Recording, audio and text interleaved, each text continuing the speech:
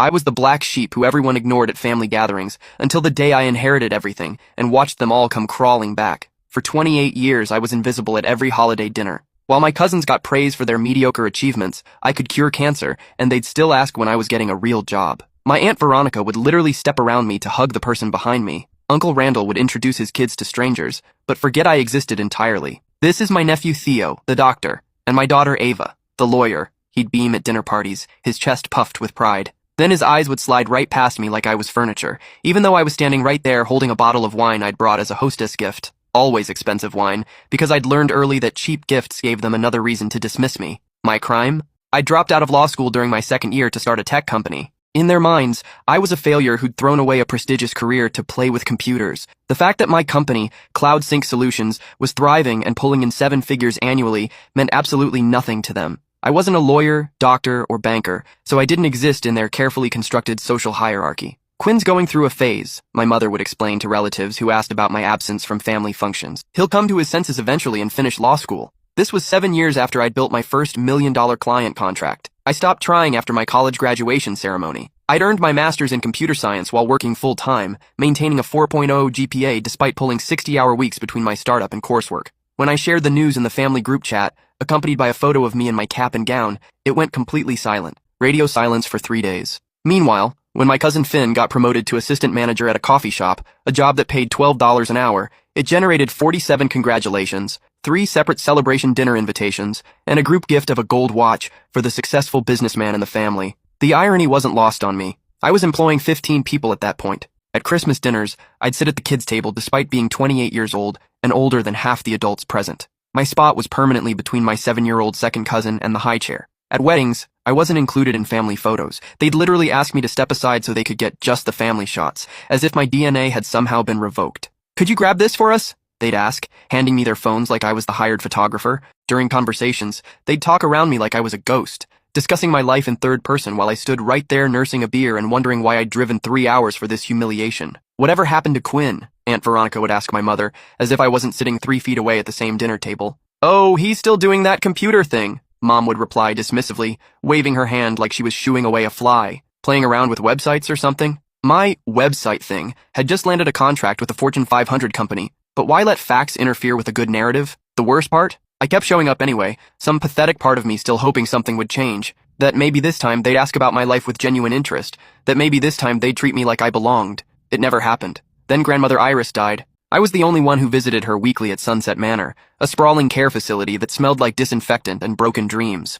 Every Tuesday at 6 p.m., I'd walk through those automatic doors with a small cooler containing homemade chocolate chip cookies, her favorite recipe that she'd taught me when I was 12 and spending summers at her house. The staff knew me by name. "Quinn's here for Mrs. Patterson," they'd announce over the intercom, and you could hear the genuine warmth in their voices. The nurses would update me on her condition, ask about my business, remember details about my life that my own family had forgotten. Meanwhile, the rest of the family treated grandmother Iris like a chore to be managed. Aunt Veronica visited twice in 5 years, both times to ask about updating her will. Uncle Randall sent flowers on her birthday but couldn't remember which grandson was which when she asked about us during their brief phone calls. "Tell me about Quinn's company again," she'd say during our chess games, her weathered hands moving pieces with surprising precision. "The cloud storage thing," and I'd explain it all. The client acquisition strategies, the server infrastructure, the upcoming expansion into mobile applications. Her eyes would light up with genuine interest, asking follow-up questions that showed she was actually listening, actually processing what I was telling her. "You know," she'd say, leaning back in her recliner while I set up the chessboard,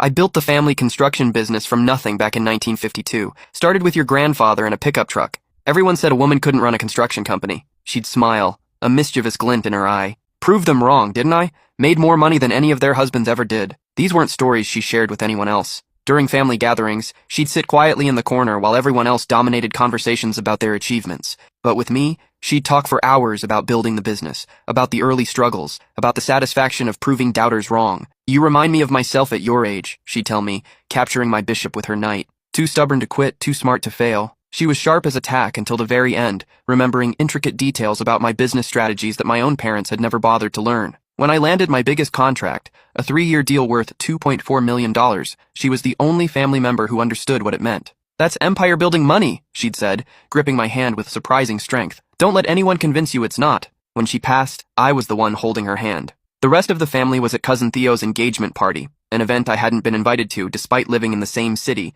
and despite the party being held at the country club where I'd helped Theo get his membership through a business connection. I found out about her death through a text message from my mother. Mom passed this afternoon. Funeral arrangements TBD. No phone call, no personal conversation. Just a group text, like announcing a change in dinner plans. When the lawyer called for the will reading, I almost didn't go. Another family event where I'd be treated like hired help, expected to sit in the back and keep quiet while the adults handled important business. But something urgent in Attorney Morrison's voice made me change my mind. Mr. Patterson specifically requested your presence, he'd said. She was very clear that you needed to be there. The entire family packed into Morrison and Associates like vultures circling fresh roadkill. The law office was all mahogany and leather, the kind of old money establishment that made you whisper automatically. Aunt Veronica had even brought a leather portfolio to organize her inheritance documents, complete with color-coded tabs and a calculator for quick math. Uncle Randall was already discussing property tax implications with his wife in hushed tones, wondering aloud whether they should sell the mansion immediately or rent it out for passive income. Cousin Ava was Googling luxury cars on her phone,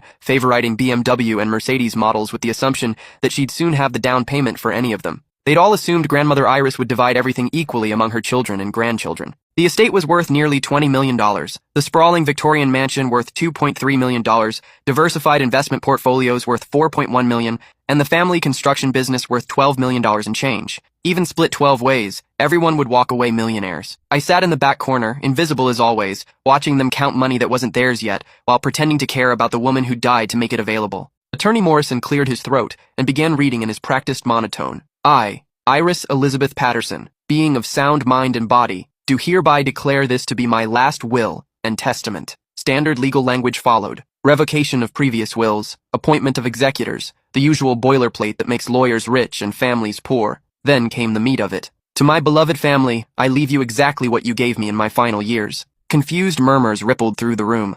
Aunt Veronica stopped taking notes. Uncle Randall looked up from his tax calculations. To my daughter Veronica, who visited me twice in 5 years and forgot my last 3 birthdays, I leave my disappointment and best wishes for your future endeavors. The room went dead silent. You could hear the air conditioning humming, the secretary typing in the next office, the distant sound of traffic from the street below. Aunt Veronica's face went white. There has to be a mistake, she stammered. Attorney Morrison continued reading without missing a beat. To my son Randall, who sent flowers once a year but couldn't remember which grandchildren belonged to which parents during our phone conversations, I leave my profound sadness at your choices and hope that you'll learn the value of presence over presents. Uncle Randall started to object, but Morrison held up a hand. To my grandchildren Theo, Ava, Finn, and others who inherited their parents' priorities, I leave the same attention and care you showed me, which is to say, none whatsoever. The silence was deafening now. Several family members were openly gaping. To my grandson Quinn, who held my hand every Tuesday for 6 years, who remembered my birthday with homemade cookies, who listened to my stories and shared his dreams, who was the only one who truly knew me as a person rather than a bank account.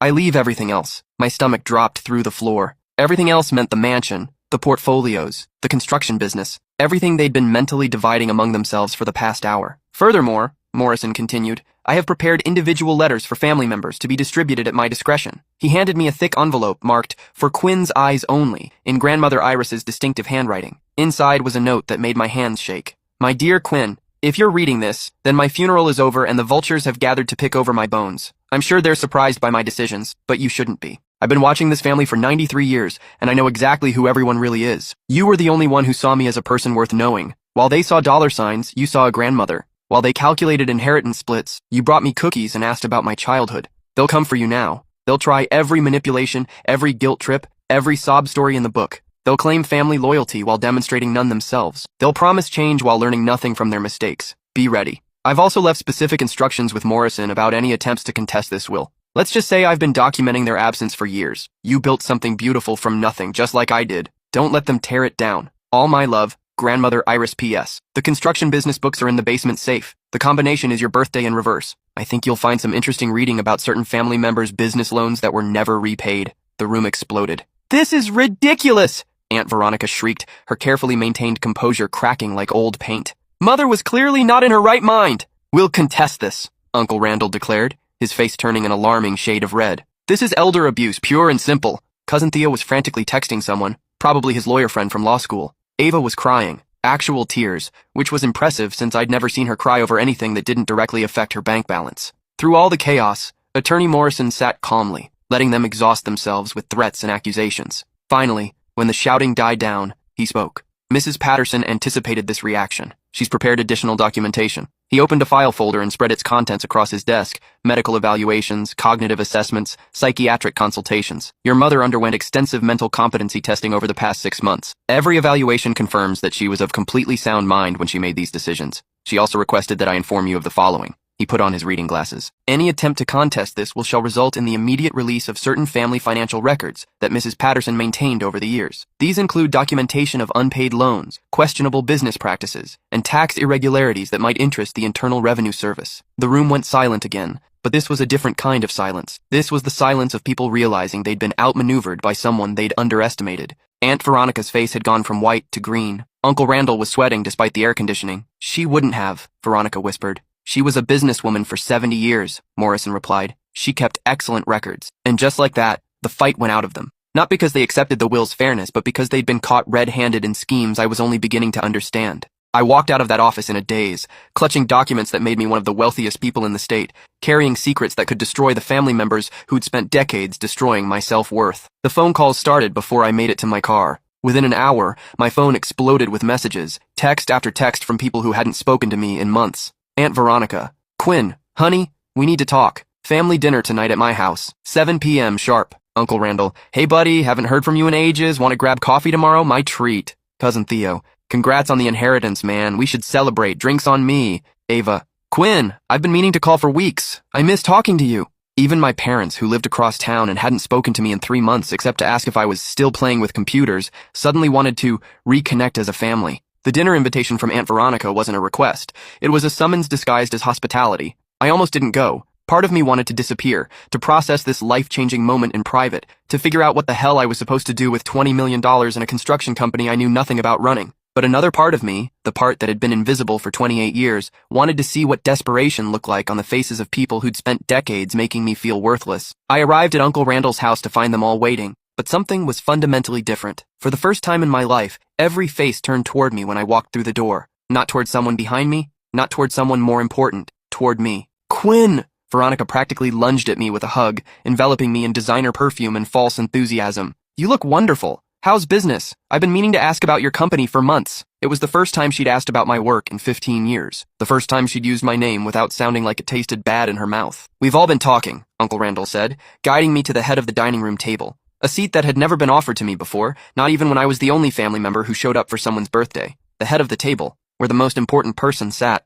For 28 years I'd eaten at the kids' table, the kitchen counter, folding chairs brought in from the garage. Now I was being seated in the patriarch's chair like some kind of returning king. About how proud we are of you, Randall continued, pulling out the chair with exaggerated ceremony. Cousin Theo nodded enthusiastically, his previous dismissive attitude replaced with something that looked disturbingly like hero worship. I was just telling everyone how